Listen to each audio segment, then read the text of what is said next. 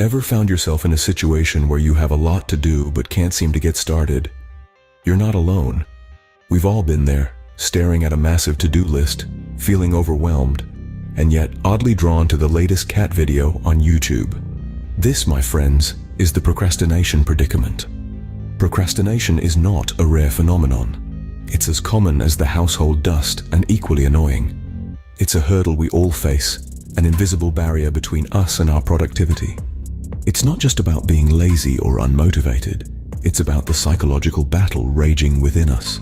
The struggle between the part of our brain that wants immediate gratification and the part that knows we should be focusing on long-term goals.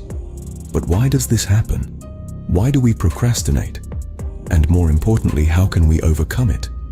Procrastination is not just an issue of laziness or lack of motivation. It's a complex behavioral pattern that we'll learn to tackle in this video. First things first, quit the blame game. Procrastination is not a character flaw, it's a habit. Now let's talk about the shame spiral. It's that all too familiar cycle where you put something off, feel guilty about it, then put it off even more because of the guilt. It's like a snowball rolling downhill, gaining momentum and size with each passing moment. But here's the thing, you're not alone in this. We all fall into this trap sometimes. The key to breaking this cycle is self-compassion. Yes, you heard it right. Instead of berating yourself for not doing something, acknowledge your feelings and forgive yourself. It's okay to feel overwhelmed. It's okay to take a break. By treating yourself with kindness, you'll find it easier to get back on track. And with each small step, you're breaking that habit of procrastination. Remember, the goal is progress, not perfection. To-do lists are overrated. Yes, you heard it right. You see, traditional to-do lists can be a double-edged sword. On one hand, they're fantastic for organizing tasks and giving you a bird's-eye view of everything you need to get done. But on the other hand, they can lead to a sense of overwhelm, with an endless list of tasks that can make you feel like Sisyphus, forever pushing a boulder up a hill. You might have experienced this yourself. You start your day with a long to-do list, and by the end of the day, you find that you've only crossed off a few items. It's not that you've been slacking off, but the list just seems to grow and grow, leading to feelings of disappointment and frustration. Now, imagine a world where you don't have to be a slave to your to-do list. A world where you can focus on what truly matters and let go of the rest.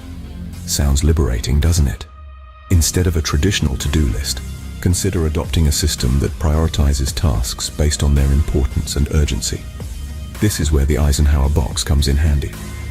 Named after former US President Dwight D. Eisenhower, this simple tool helps you sort tasks into 4 categories: important and urgent, important but not urgent, not important but urgent, and not important and not urgent. By doing this, you'll quickly realize that not all tasks are created equal. You'll be able to focus your energy on tasks that are both important and urgent, while delegating, scheduling, or even eliminating the rest. This shift in perspective can be a game changer.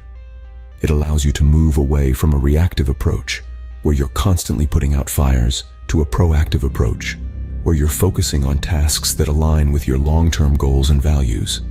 So, give it a shot. Kill your traditional to-do list and replace it with a prioritized one. It might feel strange at first, but trust me, the benefits are worth it. Quality over quantity, remember? Do you know why scrolling through social media feels so satisfying? It's all about dopamine, the feel-good neurotransmitter in our brain. Dopamine creates a sense of pleasure and reward, which makes us want to repeat a particular behavior. So when we endlessly scroll through Instagram or jump from one YouTube video to the next, we're stuck in a dopamine loop. But here's the kicker. Dopamine is not just about pleasure. It's also about anticipation. The expectation of a reward can often be more powerful than the reward itself. That's why clicking on a new notification or email gives us a quick dopamine hit, even if the content is utterly mundane. Procrastination, in essence, is a dopamine-driven desire for immediate satisfaction. It's choosing the instant gratification of a funny cat video over the long-term reward of finishing a project or studying for an exam. And let's be honest, in this battle, the cat video often wins. So how do we break this dopamine loop? How do we stop dopamine from being the puppet master, pulling our strings towards instant gratification and away from long-term productivity? Well, it begins with awareness. Recognize the dopamine loop for what it is, a biological response, not a personal failing. Once we understand this, we can start to implement strategies to break the loop. One effective method is setting specific, achievable goals. Instead of a vague aim like work on project, try something more concrete like write 200 words for the project.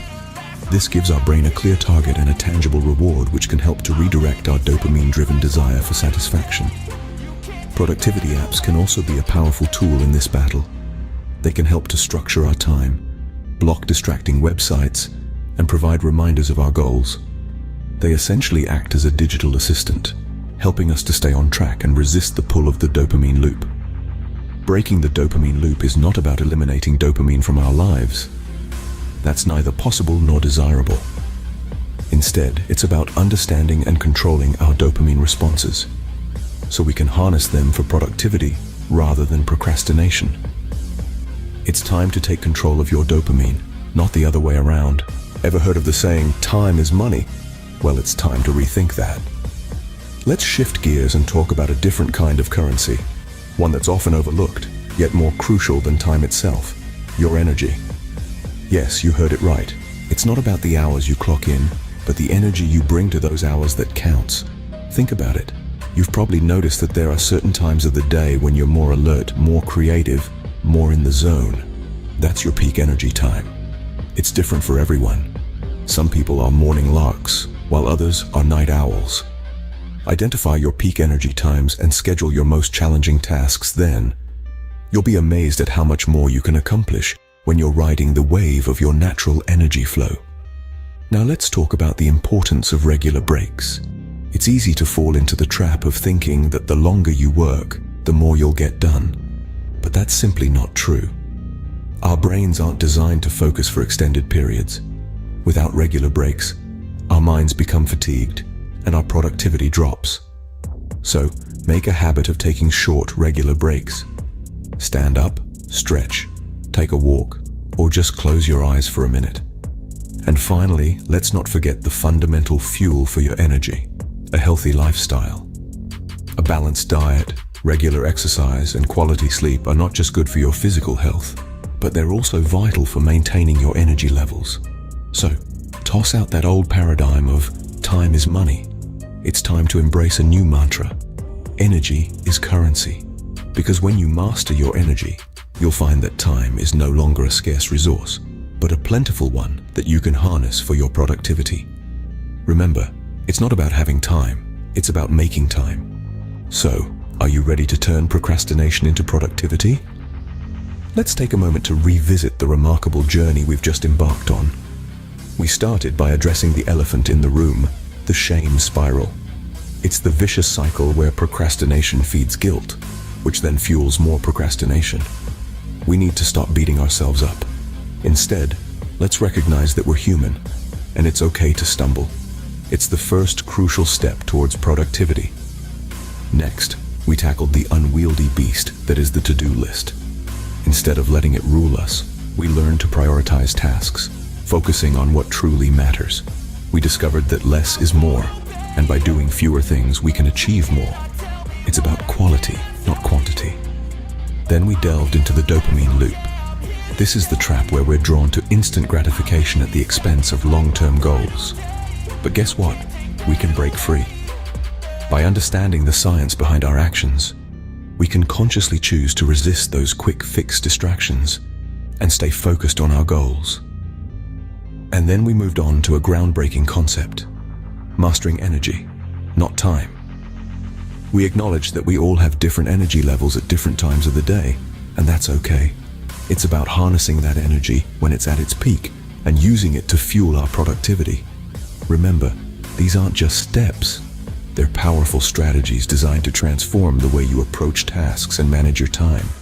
They're tools to help you shift from a mindset of procrastination to one of productivity.